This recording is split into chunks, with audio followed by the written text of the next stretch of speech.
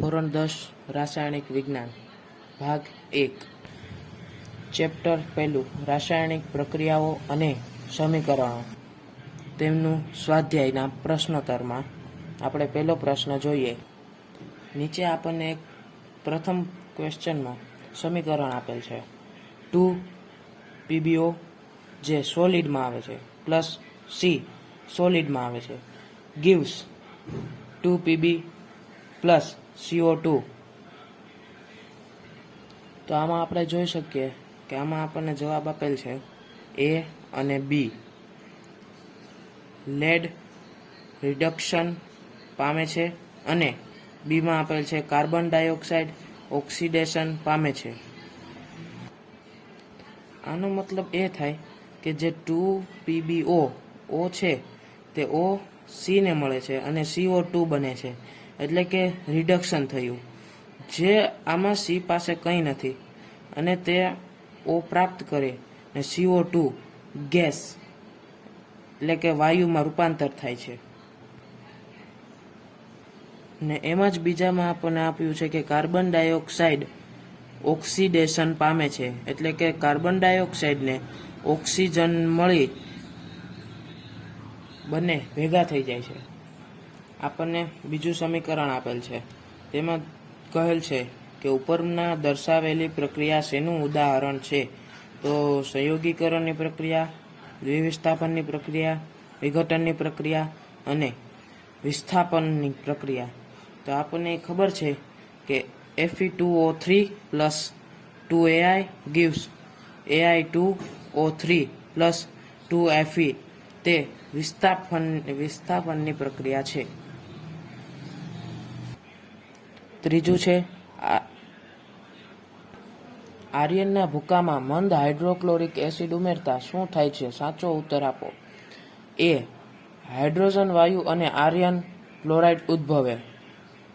B chlorine વાયુ અને Aryan hydroxide ઉદ્ભવે.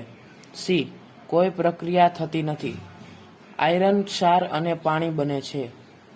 તો આમાં ઉત્તર આવે છે A હાઇડ્રોજન વાયુ અને આર્યન ક્લોરાઇડ ઉદ્ભવે છે, તે સાચું છે. ચોથું છે સમતોલિત રાસાયણિક સમીકરણ શું છે? રાસાયણિક સમીકરણનો શા માટે સમતોલિત કરવામાં જરૂર પડે છે? તેનો ઉત્તર આપણને આપેલ છે જે સમીકરણમાં પ્રક્રિયકો અને નિપજો બંને તરફ રહેલા પરમાણુઓની સંખ્યા સમાન ન હોય, એટલે કે બે બાજુ જે એરો આપણને આપેલો હોય છે તેની બંને બાજુ સમતોલિત ન હોય તેવા રાસાયણિક સમીકરણને સમતોલિત રાસાયણિક સમીકરણ કહે છે. હવે દ્રવ્ય એટલે દળ સંરક્ષણ સંચયના નિયમ મુજબ દ્રવ્યનું સર્જન કે વિનાશ થઈ શકતો નથી. આથી રાસાયણિક સમીકરણમાં રહેલ પ્રક્રિયકો અને નિપજોનું દળ સમાન રહેવું જોઈએ, એટલે કે એરોની રાઈટ ને લેફ્ટ બંને બાજુ સમાન હોવું જોઈએ. પછી છે દળ સમાન રાખવા સમીકરણમાં રહેલા પ્રત્યેક તત્વો પરમાણુઓની સંખ્યા બંને બાજુ સમાન રહેવી જોઈએ, આપણે જેમ હમણાં શીખ્યું તેમ.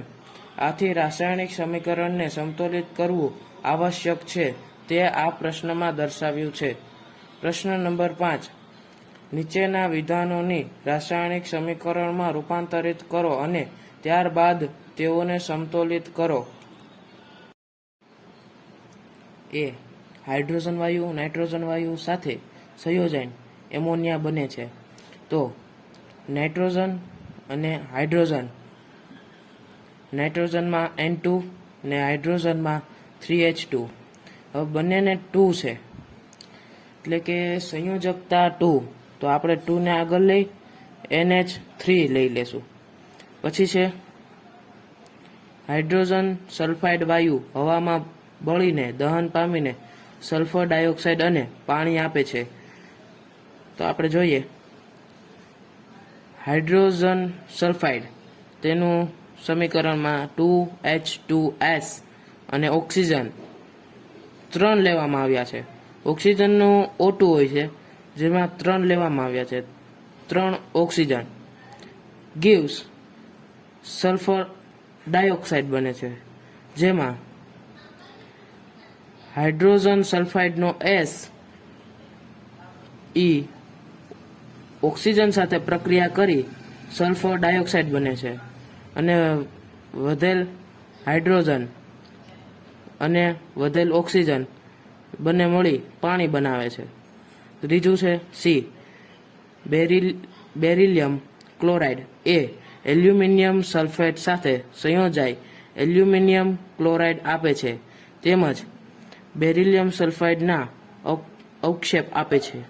તો જોઈએ beryllium chloride 3BaCl2 aluminium sulphate Al2 કૌંસમાં SO4 3 gives 2AlCl3 તેને એલ્યુમિનિયમ ક્લોરાઇડ, જેમાં એલ્યુમિનિયમ સલ્ફેટનો એલ્યુમિનિયમ અને બેરિલિયમ ક્લોરાઇડનો Cl2 આ બંનેનો એલ્યુમિનિયમ ક્લોરાઇડ બને છે, પ્લસ 3BaSO4 બેરિલિયમ સલ્ફેટ, જેમાં બેરિલિયમ અને સલ્ફેટ તે બંને ભળી બેરિલિયમ સલ્ફેટ બને છે.